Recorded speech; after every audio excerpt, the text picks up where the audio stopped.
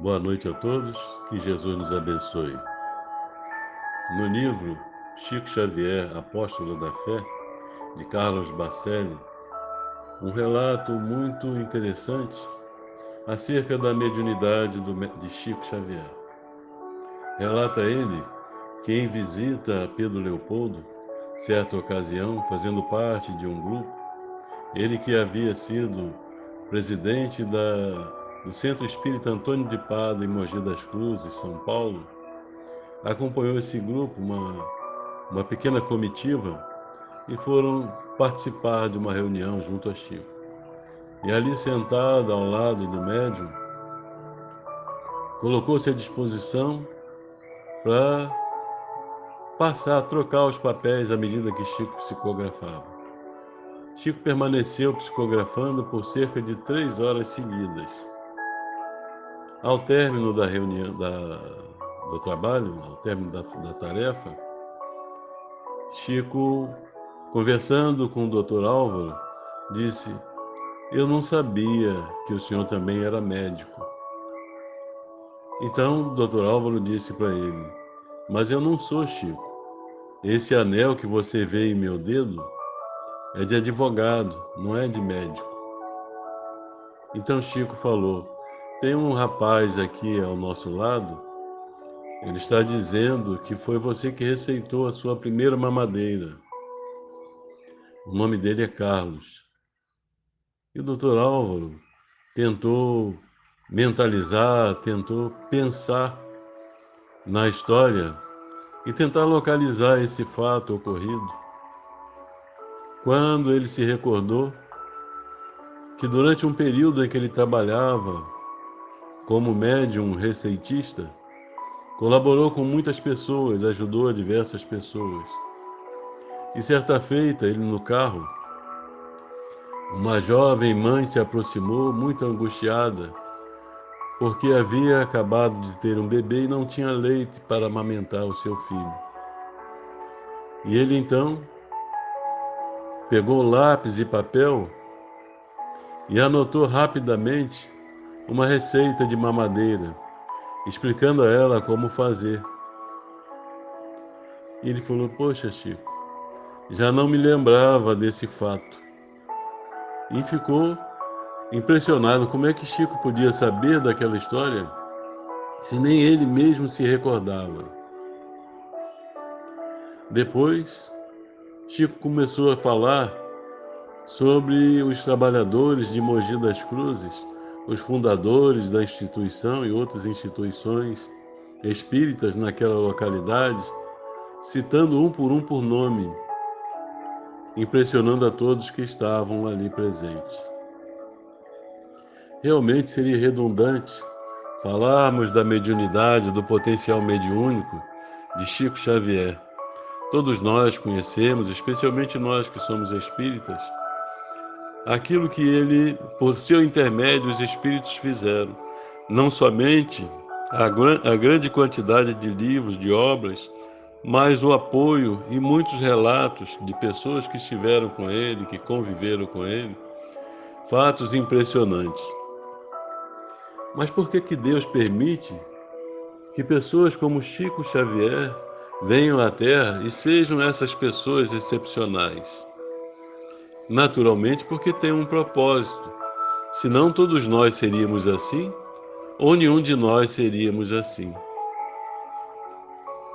Da mesma forma que o Cristo, quando veio à Terra, tinha um propósito, e os fenômenos que o cercavam eram justamente para atrair atenção, para que as pessoas se aproximassem dele e ouvissem o que ele tinha a dizer, e também o que ele tinha a dar de exemplo, a vivenciar. Porque o propósito de Deus é nos auxiliar no processo de crescimento, para que todos alcancemos a luz. Espíritos como Jesus Cristo, como Chico Xavier e outros, já são espíritos muito acima das nossas condições atuais, que vêm à Terra na condição de missionários. Qual o propósito de Chico Xavier? O de Cristo todos nós sabemos. Qual o propósito de Chico, ou da vinda de Chico Xavier?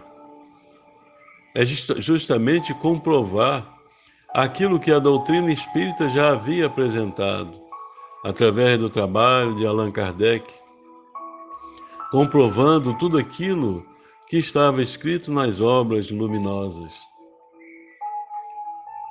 para que nós pudéssemos assim entender melhor a mensagem do Cristo, recordarmos a mensagem do Cristo e vivê-la.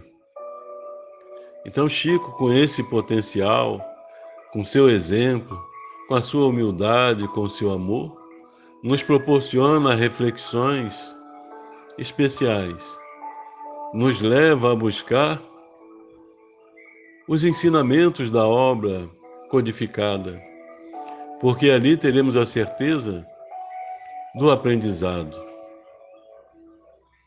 Ainda ontem, tive a oportunidade de ouvir sobre uma pessoa ateia que dizia não compreender, não aceitar Deus, não aceitar a espiritualidade, não aceitar nada,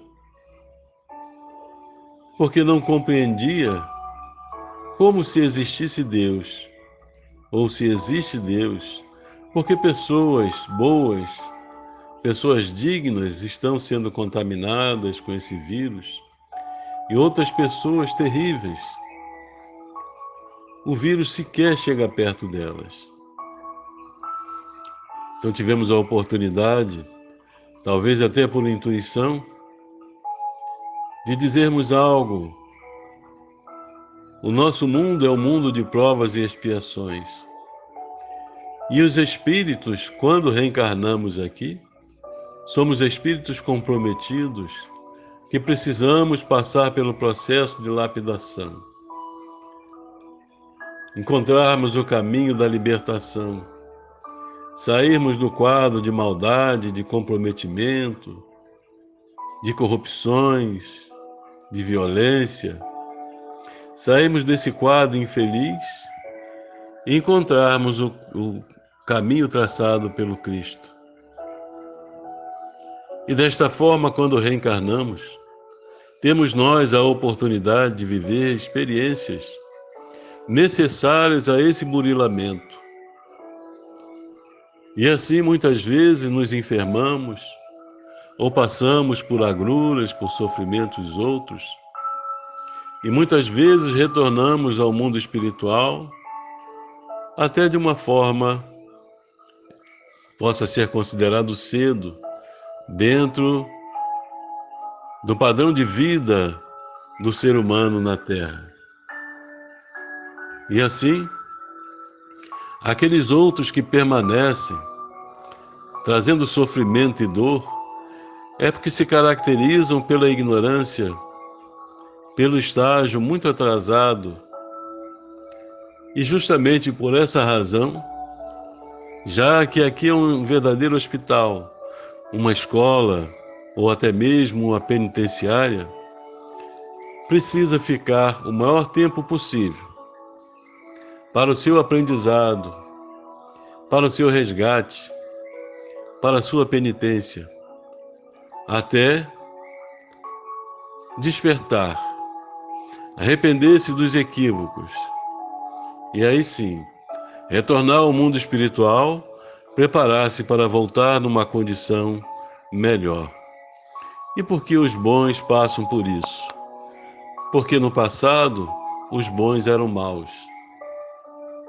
E despertaram e recomeçaram, e aí, exemplificando, passa pelo processo de lapidação, de resgate do mal que fizeram no passado.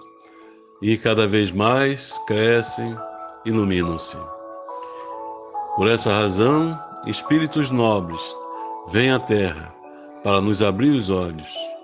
Confiemos e façamos o melhor que estiver ao nosso alcance, observando os modelos e seguirmos imitando-os. Que o Senhor nos abençoe e esteja sempre conosco. Muita paz.